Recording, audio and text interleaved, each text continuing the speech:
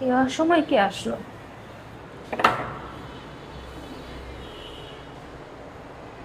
আসসালামু আলাইকুম। ওয়ালাইকুম আসসালাম। আসবো? জি আসেন ভিতরে।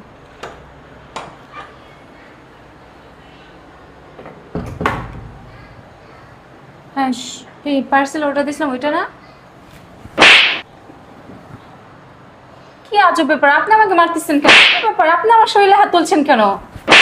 উফ, এটা কোন ধরনের আচরণ? এই এদিকে আসো তো, এই ডেলিভারি বয় আমাকে মারছে কেন?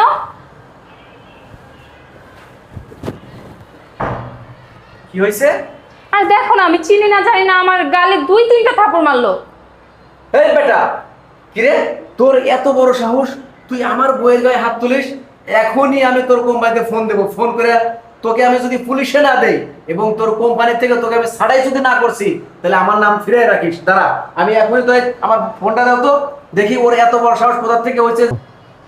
তোকে এখন আমি আইনের হাতে তুলে দেবো। দাঁড়া, ফোনটা আনো তো, আমি একটু ফোনটা দিই পুলিশের কাছে। কি বললেন? আমাকে আপনি পুলিশে দিবেন? আমাকে? আমি আপনাদের দুজনকে প্রতারণার দায়ে পুলিশে দিব। আপনি পুলিশ ডাকেন, আমিও তো চাই আপনি পুলিশ ডাকেন। আপনাদের দুজনকে আপনি পুলিশে যদি না দেন পরে দেখবেন। দেখছো কি বলে? কিরে বেটা, তোর এত বড় সাহস, আমার বউয়ের গায়ে হাত তুলছস, আবার তুই কইতেছিস যে আমাকেই তুই পুলিশে দিবি, তুই আমাকেই পুলিশের হুমকি দিচ্ছিস।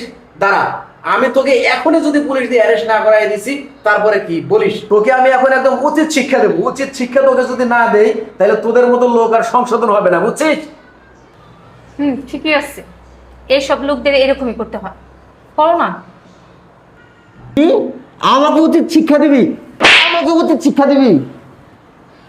কিরে, তুই আমার সামনে আমার স্ত্রীর গায়ে হাত তুললি? তোকে তো আর এভাবে ছেড়ে দেওয়া যাবে না, তোকে এখন একটা উচিত শিক্ষা দিতেই হবে। এই তুই কে? তুই আমার গায়ে হাত তুলে, হ্যাঁ? ওকে আজকে উচিত শিক্ষা দিতেই হবে। এই ওর মাস্কটা খুলো, ওকে ধরো তুমি। হ্যাঁ, আমাকে উচিত শিক্ষা দিবি? হ্যাঁ, মাস্কটা খুলবো? এই দেখ আমি কে। আপনারা বলছেন আমাকে উচিত শিক্ষা দিবেন, আপনাকে আমি পুলিশে দিব। কি কারণে জানেন? আপনি অন্যের স্ত্রী নিয়ে সংসার করছেন। এই তুমি কি করে পারলা? একটা দুধের শিশু তুমি রেখে, দুধ খাওয়ার শিশু তুমি রেখে তুমি এইভাবে চলে আসলা? তোমাকে 6 মাস যাবত আমি খুঁজতেছি, তুমি জানো? আমি খবর পেয়ে আজকে এখানে আসলাম তোমাকে দেখার জন্য তুমি কি করতেছো এখানে। তুমি এখানে? এই এলো কি বলছে? হ্যাঁ, তুমি অন্যের স্ত্রী, তুমি ছোট্ট একটা দুধের বাচ্চা রেখে এখানে চলে আসছো আমার কাছে? শুনতেও তো কেমন লাগতেছে। কি বলে লোক, কি বলে?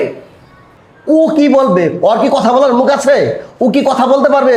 ওর কি আর কথা বলার সেই মুখটি আছে? হ্যাঁ, এই তুমি কি করে পারলা? নিজের পেটের সন্তান দেখে তুমি এইভাবে চলে আসলা? কিভাবে পারলা তুমি? তোমার কি সমস্যা ছিল? কিসের অভাব ছিল তুমি চলে আসছো? কি বলে এলো? তোমার কিসের অভাব ছিল যে তুমি ওর কাছ থেকে তুমি আমার কাছে চলে আসছো? হ্যাঁ, কিসের অভাব সে রাখছে বলো? আমি তো দেখতেছি এই লোক তো অনেক ভালো লোক, এখন পর্যন্ত তোমার মতো বউকে সে খুঁজে বেড়াচ্ছে। হ্যাঁ, কিসের অভাব ছিল বলো? তুমি একটা ছোট্ট একটা বাচ্চা রাইখা তুমি যে আমার কাছে চলে আসছো, তাই তো বলি ছোট ছোট বাচ্চা দেখলে তোমার মন কেন কাঁদে? হ্যাঁ, তোমার একটাবার দুধের বাচ্চার কথা মনে ছিল না? দেখলে দুধের বাচ্চাকে দেখে আমি কিভাবে চলে আসি। আজ তোমাদের মতো মেয়েদের কারণে এই ছোট ছোট বাচ্চারা এতিম হচ্ছে, ছোট ছোট বাচ্চারা তার মা বাবা মাকে হারাচ্ছে, এবং তোমার মতো মেয়েদের কারণে আজকে এই ছোট বাচ্চারা তাদের মায়ের ভালোবাসার থেকে দূরে থাকতেছে। বুঝতে পারছো?